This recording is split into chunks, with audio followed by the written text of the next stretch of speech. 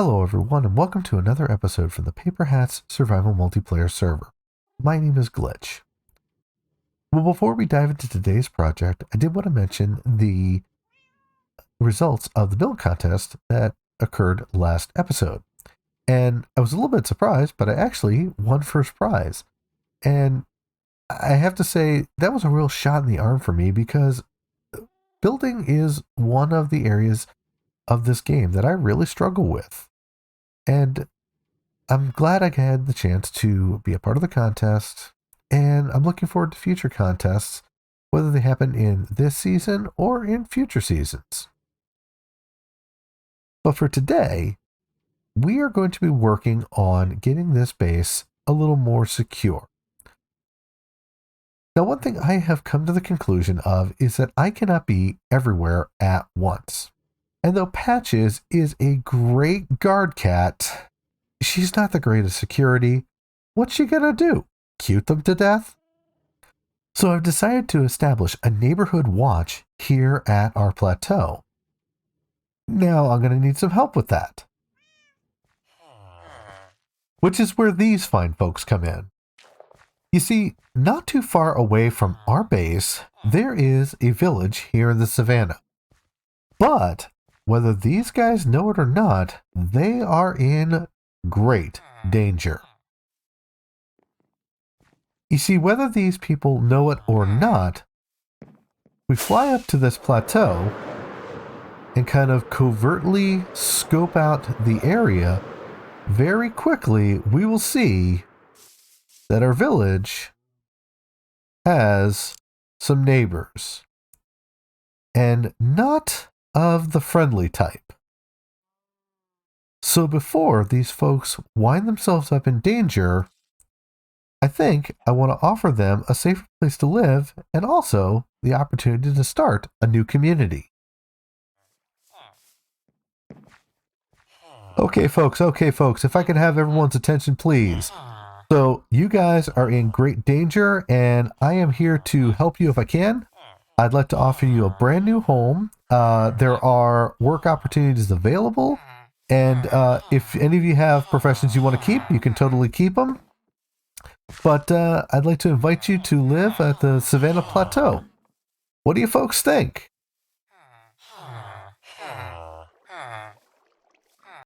Well, I'm no linguistic expert, but that sounds like a yes to me. So let's get moving days started. Well, I'm down to my last villager, and the process actually went a lot better than I expected. Sadly, however, I did lose 2 villagers trying to get them over to the base. The first one was living up on the plateau you see behind us, and well, unfortunately, he walked off one of the places straight to his doom. The other one got zombified when I didn't get to sleep in time, and well, I tried to put him in a box so I could go get the stuff to cure him, and the local iron golem just made short work of the poor guy. But all in all, we've been able to get almost all the villagers over to the base, and I figured before I moved our last villager, I'd like to show you guys how I did it. Now, one of the things that I opted for was to use a minecart and rail system, and I'm always kind of concerned with trying to move villagers using minecarts because the hitbox on the minecart is a lot smaller than the hitbox on, say, a boat. And I know that here in Java we can hit F3 and B and see the hitboxes. However, I'm, to be frank, still kind of paranoid about it. So I decided to turn to a lesser known aspect of rail systems, and that is the activator rail. See, this may look like normal powered rail, but it is actually activator rail.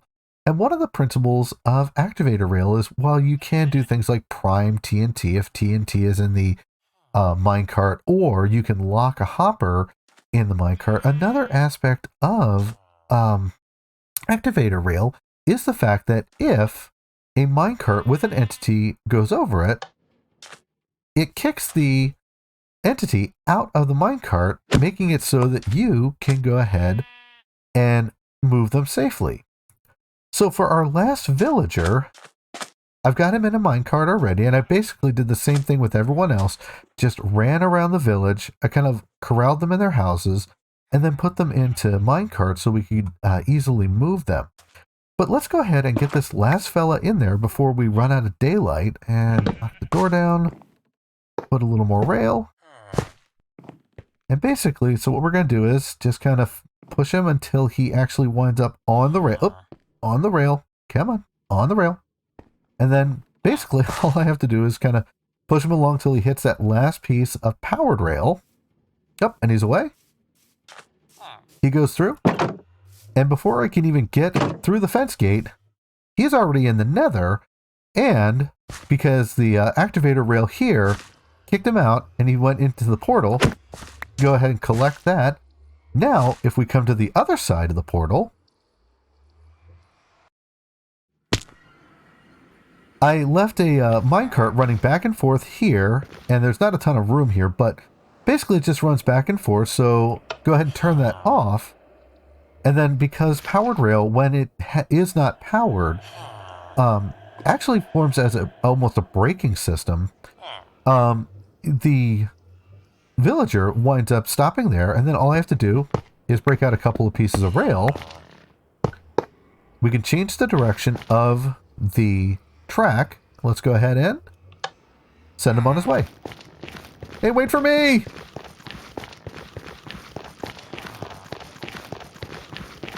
Now the nice part is I've got he's like, where am I going? The nice part is I've got a safety area set up on the other side here. Let's go ahead and stop here.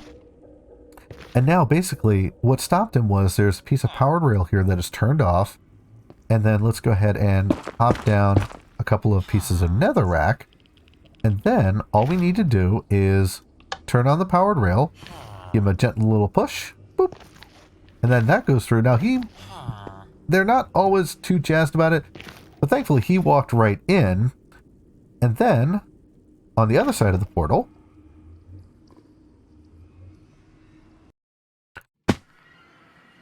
oh, no, don't go back through. Don't go back through. Don't go back. No, down the stairs. No, down the stairs. Down the stairs. No, don't go back to the nether. It's scary there. Come on, down. Down. Down. Down. One more. Down. There. Oh, my goodness. Okay.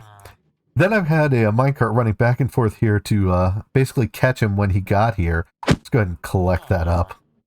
And then pop over here. Oops. No. Back on the rail. Here. Push him a little bit. And then we can just simply add our 2 rails here. And then he'll come out. Oops. I got in the way. Here, go back to the powered rail. All right, now. Come on. You get to go. This is your new home. It's got a great view and everything. And now, our last villager is safe and sound here on the plateau, along with his family from the village. Now that we have these guys relocated from the village over to our plateau, I've realized a small fallacy in my plan. You see, I got them over here and I don't have anywhere to put them. In fact, at this point, I think I've actually given up my starter house just so they have a safe place to be. Because as I mentioned before, one of the villagers we lost on the in the moving fell off of a cliff. And that was just the natural terrain generation. The walls around this base are only 1 block tall, maybe 2 in places, but I don't trust these guys' AI package not to wander off into the void, or at least a really, really long drop.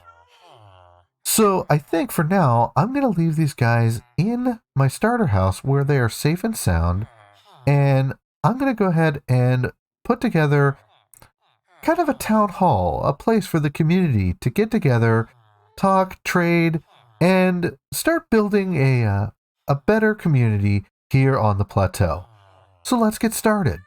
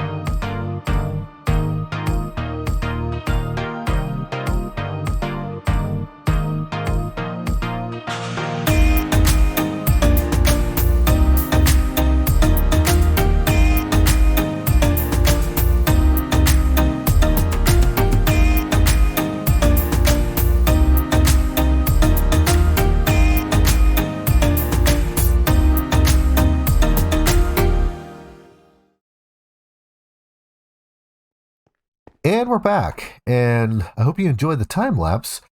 You know, I noticed someone tweeted about this on Twitter, and I didn't think it was possible, but wow, yeah, the diorite actually, when paired with calcite, doesn't look half bad.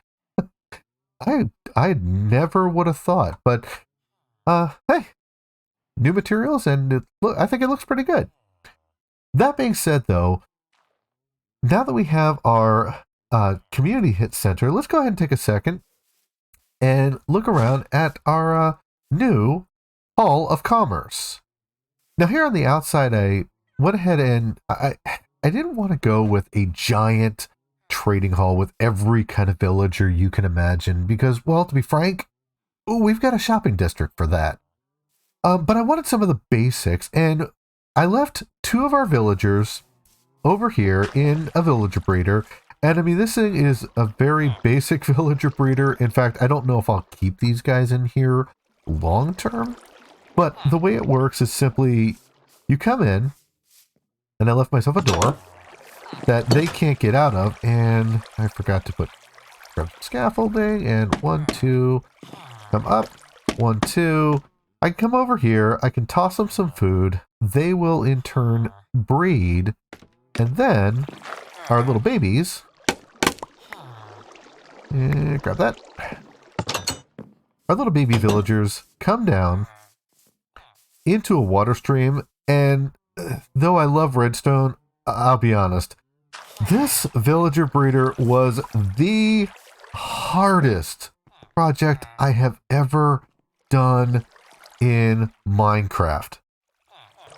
Hands down. Because I will tell you what, I tried everything to get these guys breeding. I mean, I gave them jobs. Moved the beds closer. I changed out blocks. I did all different things. I slept in there. Let them sleep in there. It was just madness. But finally, it started working. And this is not an infinite villager breeder. In fact, in truth, it does produce one baby at a time. And for my purposes, that's just fine. Because once they come out, they come down into this little chamber down here.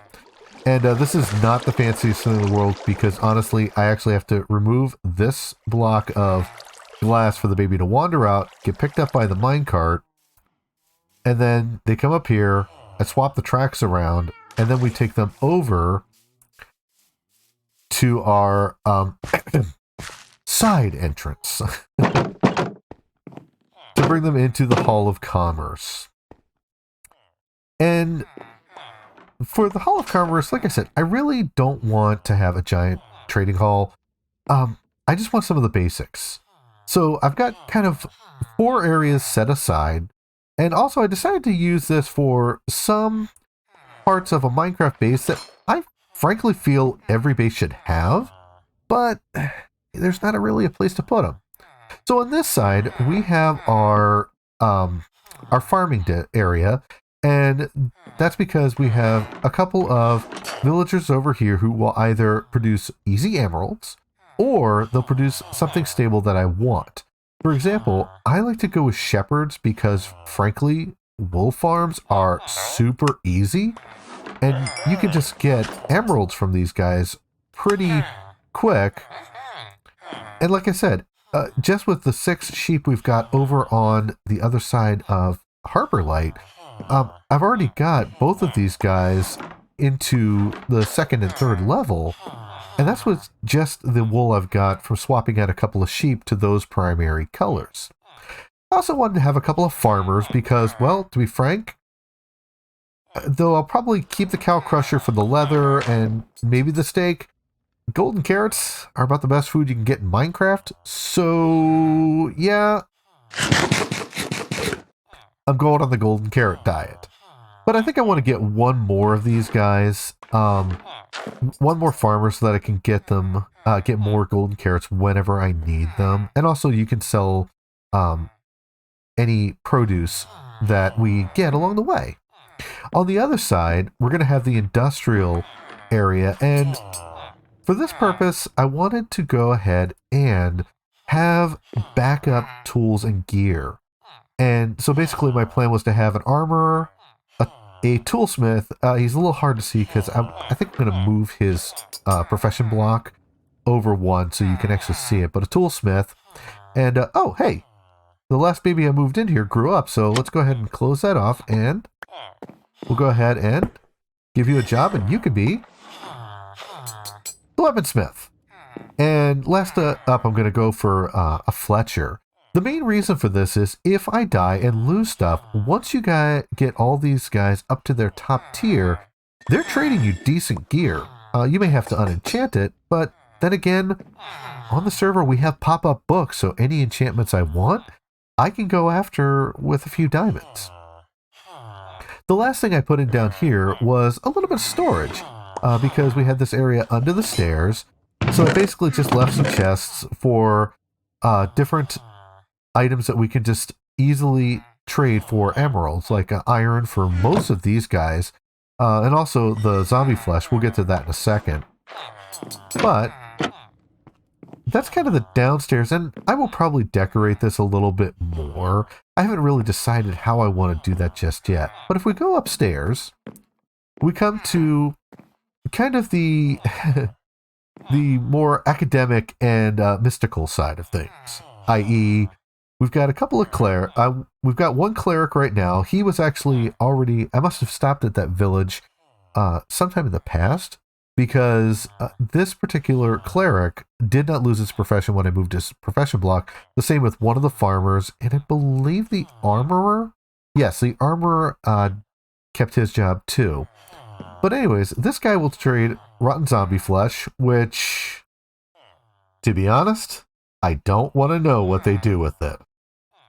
But this guy will also, in time, sell what I really want, which when I get this guy leveled up to his top tier, he'll start selling bottles O enchanting, which are basically XP in a bottle. And my preference is to carry a couple of stacks of those in my backup gear shulker box, because of the fact that, well, it's instant tool repair. You're out mining, you don't have to run to the ender. You can just go ahead and break open a stack of those, and you can usually repair even a netherite tool pretty much, or an elytra, all the way with with a bunch of bottles. So but it's renewable too. And I want to get at least one more of those, one more of the clerics, so that I can have more of that. And also I decided to go ahead, and since we've got the brewing stands right here, I went ahead and started setting up a bit of a potion brewing area to put the ingredients in, some nether wart. And the primary reason for that is, well, I mean, in every Minecraft home, it just seems like you really should have a potion brewing station. And the same thing goes with across the way. I've got my enchanting setup all made up and ready to go. And though, again, we've got an enchanting setup right by the ender and all the different things that are available, it just seems like it's something that, I don't know, no Minecraft home seems complete without it. And then as far as villagers for up here, to be honest, I haven't decided. I've toyed with the idea of maybe having a cartographer or a librarian, but at this point, I want to get some of the basics down, and then beyond that, we'll see what else we go with. And then as we come outside, I decided that one other thing I really wanted in the neighborhood, in our community, was it's getting to night, and I haven't slept in a couple of days. Hang on a second. Let me quick grab some sleep.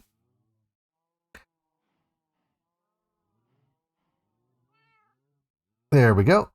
Okay.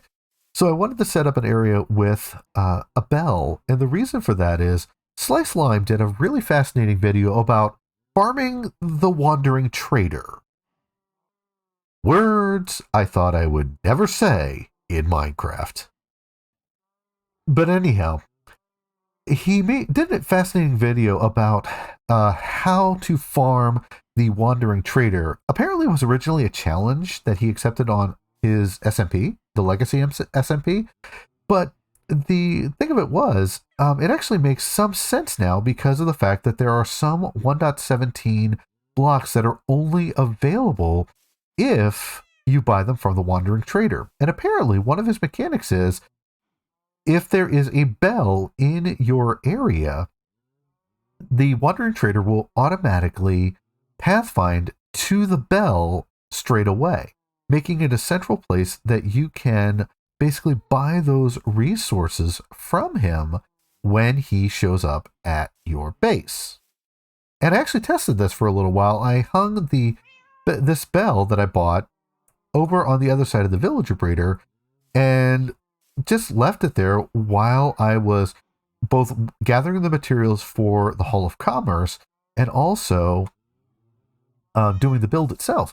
And I noticed that, yes, indeed, he would show up, but he would always go straight to the bell.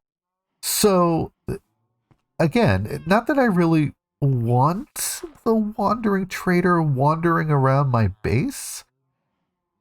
There's some stuff that he's got that's actually downright useful. And, well, it makes it a little easier to get a hold of.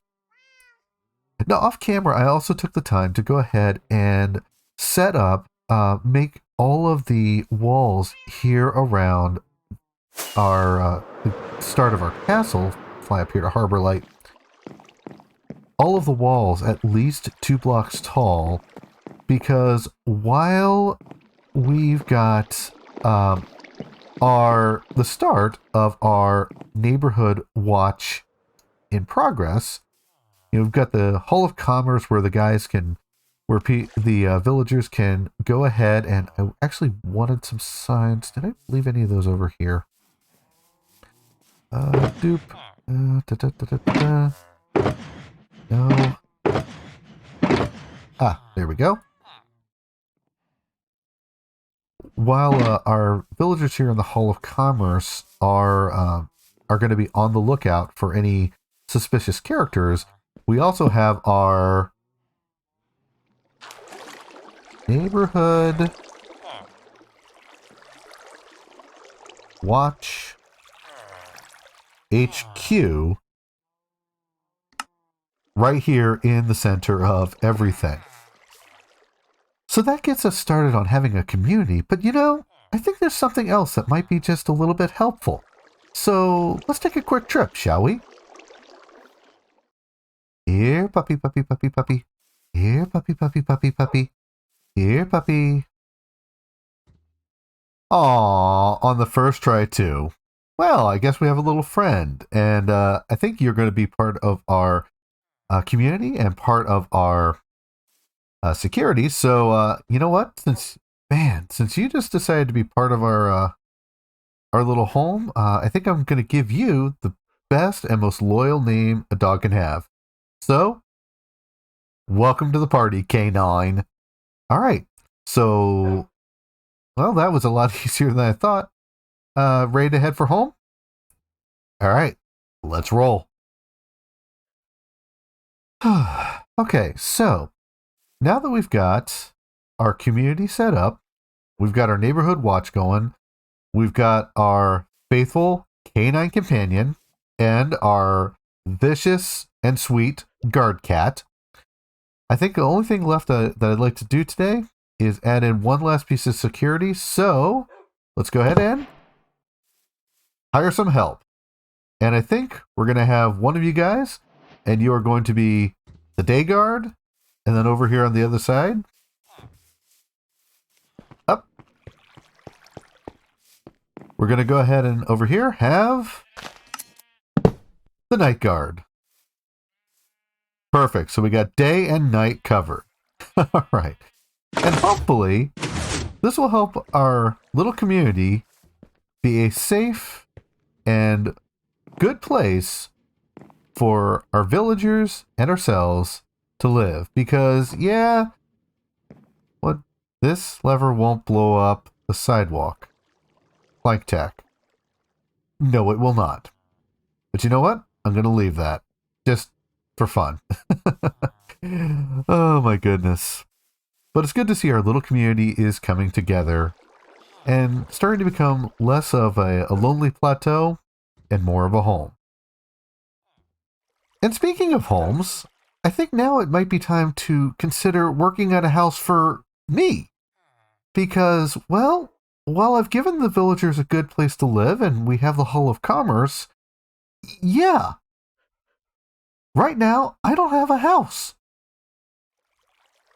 So I think I need to start planning out where I want to lay my head and have more of a permanent home instead of just plopping a bed down wherever I need to as the sun goes down. But that's all the time I have for today, so that's going to have to wait till next time. If you enjoyed this video, please consider giving it a like, and also consider subscribing if you want to see more content like this. My name is Glitch, and I do hope we'll see you next time for the next episode on the Paperhats Survival Multiplayer server. Thanks for watching.